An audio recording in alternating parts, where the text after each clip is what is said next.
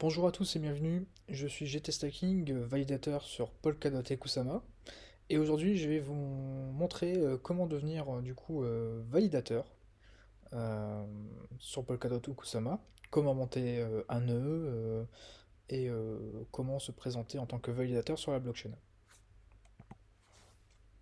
Donc, dans cette série de vidéos, nous allons voir l'introduction. euh, on va essayer de comprendre qu'est-ce qu'un validateur, ainsi que les prérequis. Ensuite, dans une seconde vidéo, on va mettre en place la node de Kusama ou Polkadot avec systemd, plus du monitoring, plus des alertes. Donc ça comprend la préparation du serveur, l'installation et la configuration de Polkadot, la mise en place du monitoring et d'un système d'alerte. Donc on va faire ça avec Grafana et Prometheus. Enfin, il n'y aura pas juste Prometheus, mais plein d'autres outils en plus. Dans une troisième vidéo, la configuration des wallets sur polkadot.js et la présentation des outils pour les validateurs. Donc c'est là où on va apprendre à générer les wallets, donc le stash et le contrôleur.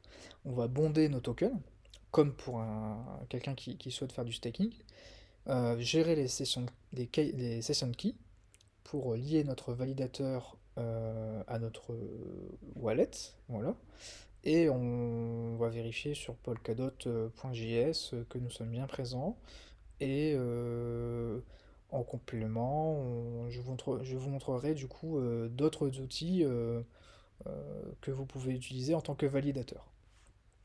Ensuite, une petite courte vidéo sur l'identité on-chain.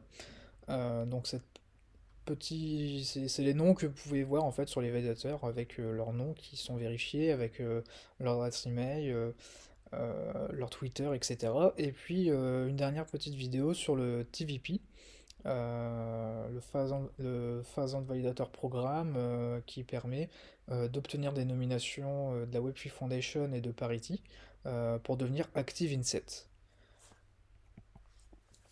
Du coup, quel est le rôle du validateur? Donc, vous pouvez le voir sur cette image, donc les validateurs se retrouvent ici.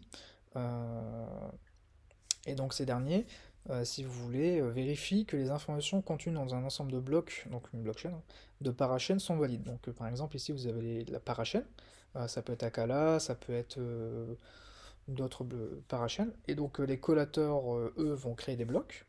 Et si par exemple ils souhaitent communiquer avec une autre parachaîne, donc le collator va envoyer un bloc au validateur de la relation, donc ici c'est Kusama ou Polkadot, hein. Le validateur va vérifier ce bloc et il va envoyer l'information. Donc du coup, le deuxième rôle du validateur, c'est de participer au mécanisme de consensus pour produire des blocs sur la relation.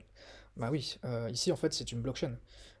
Lorsque on va effectuer des actions sur la blockchain, c'est-à-dire bande des tokens, stacker quelqu'un, mettre en place la session key, en fait on va émettre des informations sur la blockchain et donc des validateurs vont créer des blocs avec ces informations-là, ici dans la relation. Donc un validateur, qu'est-ce qu'il va faire? Bah lui en fait il va créer des blocs avec des informations nécessaires. Donc du coup, les prérequis. Pour cela, il vous faut bien sûr l'extension polkadot.js sur votre navigateur. Éventuellement une ledger, mais une vidéo sera dédiée dessus pour gérer un stash et un contrôleur avec une ledger. Donc du coup les deux wallets, hein, stash et contrôleur. Donc du coup des dots aussi ou du KSM, la totalité dans le stash, donc un cold wallet, la ledger ou un hot wallet, le polkadot.js, et une quantité très faible dans le contrôleur. Donc comme vous l'avez pu voir dans la vidéo du staking, c'est toujours la même chose. Et il vous faudra aussi également un serveur, donc de préférence dédié si vous souhaitez vraiment devenir validateur, mais pour un test vous pouvez très bien faire une machine virtuelle.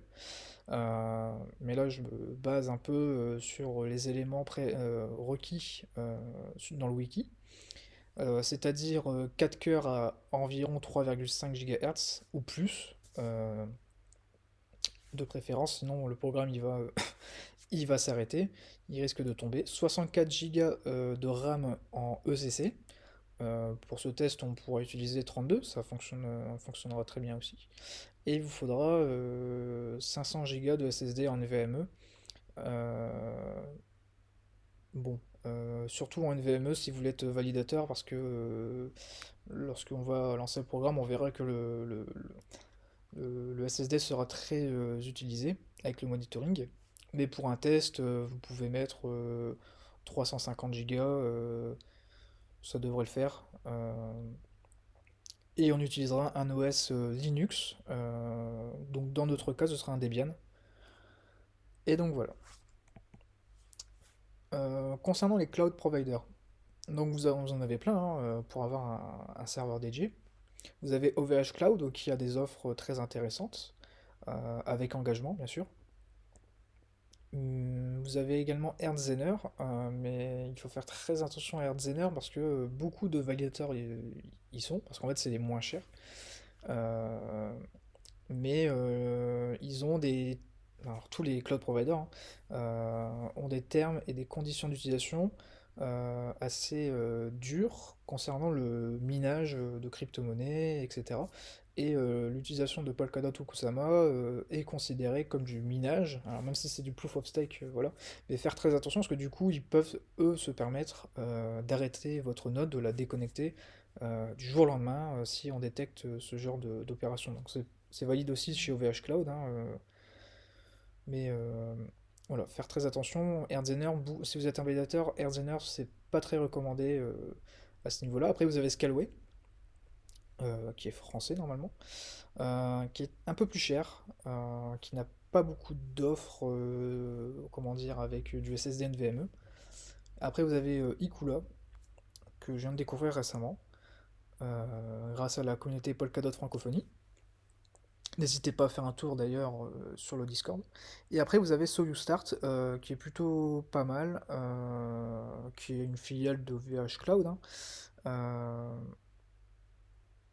et qui propose des serveurs, alors avec du NVMe, un bon CPU, tout ça, mais un peu moins cher. Et vous avez d'autres services qui sont pas compris dedans. Voilà. C'est tout pour cette première partie. Je vous retrouve dans la prochaine vidéo.